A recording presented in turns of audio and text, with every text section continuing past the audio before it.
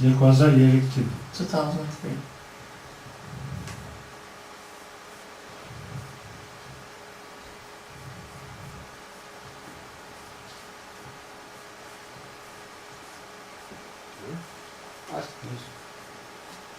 Harakiri kolet Asigan. Այո։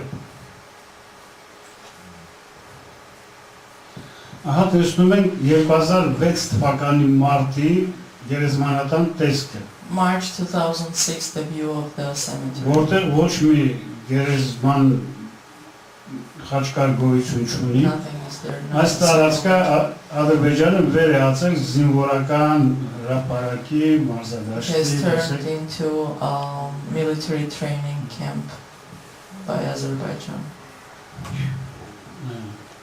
Եվ այս շարագործությունը, վանդալիզմը կատարած պետական գործիչները, գիտնականներ ադրբեջանական փաստում են, որ այս տարածքում ոչինչ չի եղել։ And Ինչի մասին է Ադրբեջանի բողոքը կամ հայ մարդու, հայ գիտնականի դժգոհությունը։ And both the scholars and the government of Azerbaijan states that there has never been Armenian monuments in Nakhichevan. Ահա այն ամենը, ինչ որ ուզում էի ձեզ ցուցադրել, That's all I շնորհակալություն wanted to ուշադրության համար։ demonstrate. Thank you for your attention.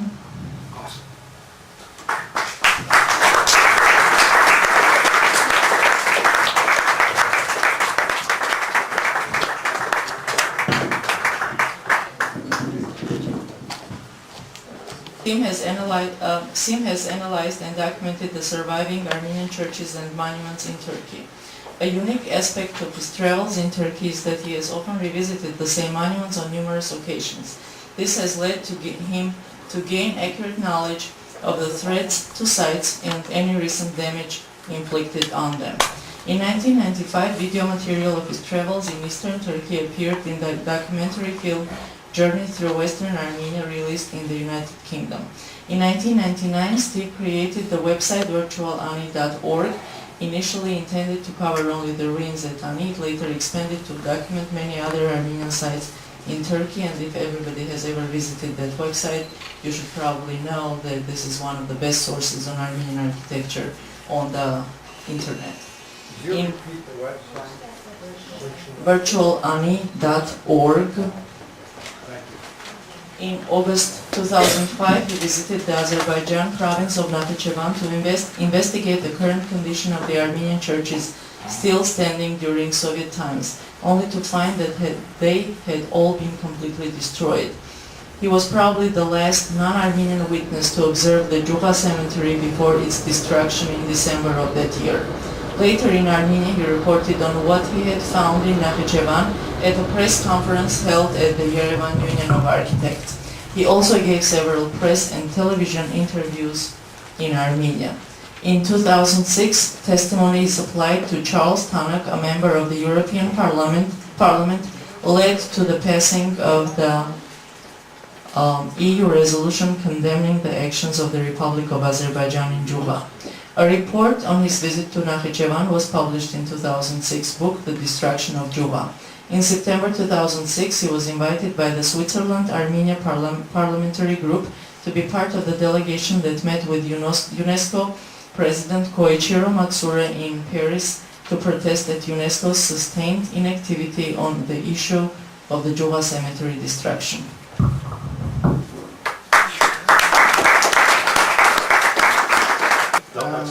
Can you need to read? Yeah. Which one? I can probably read. Okay.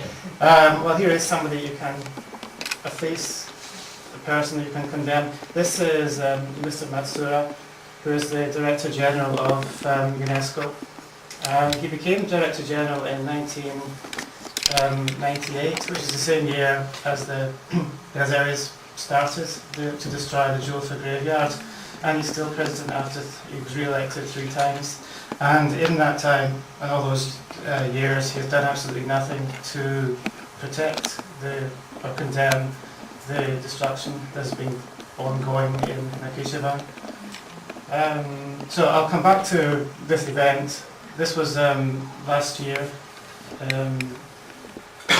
when a delegation of mostly Europeans went to UNESCO headquarters in Paris to present a petition asking UNESCO to do something about the ongoing destruction. I was there because the previous year I went into Nakhichevan to have a look to see what was happening there and to discover what was the condition of the monuments. To some extent, I'm here to talk about nothing, since nothing is what I found. I don't have photographs because everything is more or less being destroyed, and a few things that were surviving I was not permitted to take photographs of. So what I have is, I'll just give you a reasonably quick account of my travels into Nakhichevan and some of the things that I did see there. And then I'll end by talking a little bit more about this event at UNESCO headquarters in Paris. So you can go, well, to start with, could we have a look at the map that Argam used? The very first slide. You're challenging my confidence. This one, yeah. Yeah, so this is Turkey over here. And there are various ways of entering Nakhichevan. You can enter from Iran. The border crossing is at Jofa, which is right here. Or you can fly in from Baku, or you can enter from Turkey. And I chose to enter from Turkey. It was the most convenient way, and it was also the most credible way of entering, because I could see I was going somewhere else. I was going to Nakhichevan and to fly to Jofa, to Baku. Go back here. So this little area here is Turkish territory, and it's called the tongue zone. And when the Soviet Union was still ongoing, this area was very heavily militarized and almost nobody could go there. But now it's the main road into Nakhichevan. There's a city here called Edir, and Ararat is here, Big Ararat, and then Little Ararat is here. And so the road runs from Edir down here and then into the tongue zone. And if you go back to my pictures now. Yes. Oh, hold on, just also say where everything is. You've got Nakhichevan city here, which is the largest settlement in Nakhichevan. Jofa is down here. Well, there are three Jofas really. There's the Azeri Jofa, which is 19th century in origin. On the other side of the river you've got Jofa, which is Iranian, and it's from most of the 20th century. And then to the west of Azeri Jofa, you've got Joka, which is the Armenian medieval town, which is now completely deserted. And also in the south, you've got the second settlement, biggest settlement in Nakhichevan, which is called Ordubad. So I stayed mostly in this area and went from Edir directly to Nakhichevan city. Thanks. Now my pictures.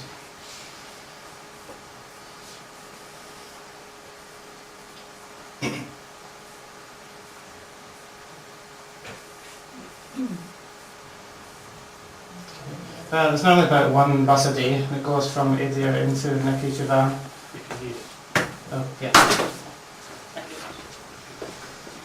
And you can, Edir is a very right-wing city. The MHP, the Turkish Fascist Party, is the largest party here. And they have very close ties with Azerbaijan, and especially with Nakhichevan. So you see there's the Turkish flag. This is a Turkish bus, that's a local Edir bus company. You've got the Turkish flag and the Azeri flag. And this monument here is a monument to the Armenian genocide. But it's not genocide of Armenians, it's the genocide of Turks by Armenians. And this monument is on the outskirts of Edir. Next picture. So this is going along the tongue zone. There are no settlements there, and until the breakup of the Soviet Union you couldn't actually go there at all. This is Ararat, Big Ararat and Little Ararat. Next. And closer in, that's us approaching the Turkish border point. It's a completely new building, and there's been a lot of money spent. The road and the new bridge across the river.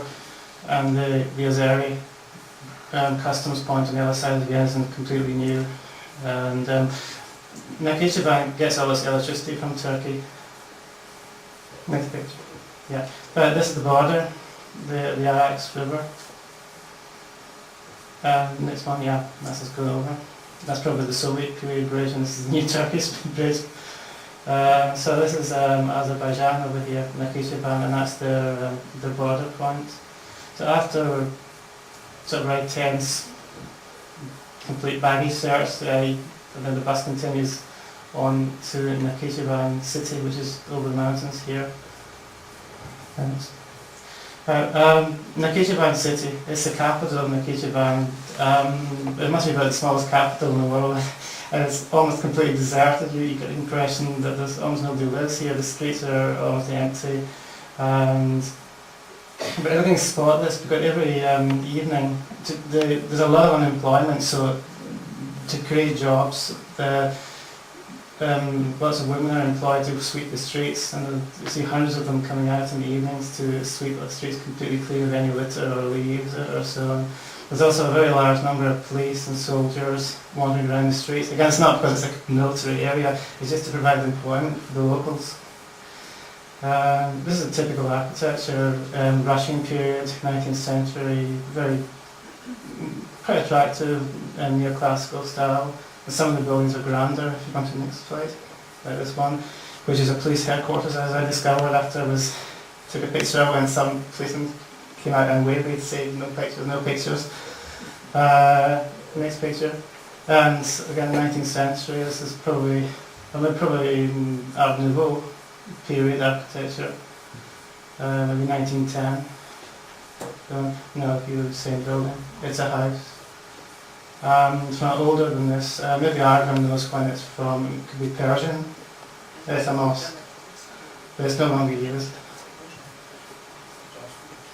18th century. 18th. So it's Persian, yeah.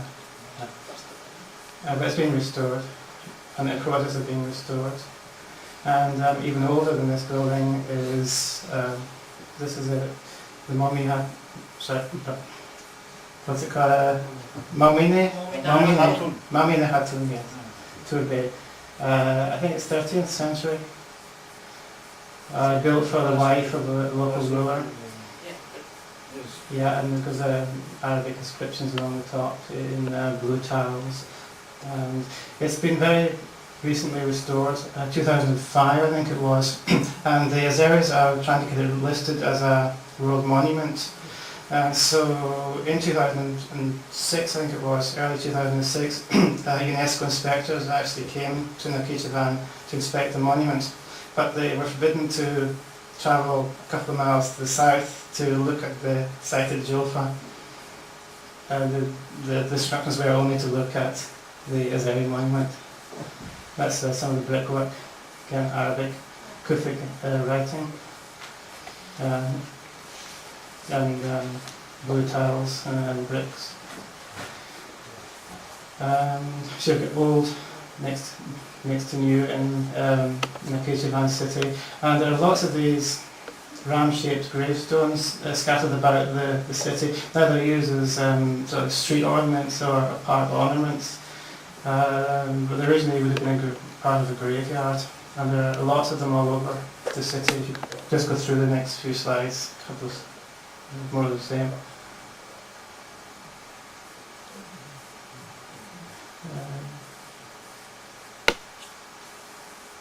Okay, so some of these may be Armenian and some of them may be Muslim. It's hard to tell. I think this is Arabic inscriptions up here, but most of them are completely unmarked, and you get the same forms of gravestones used by Christians and by Muslims.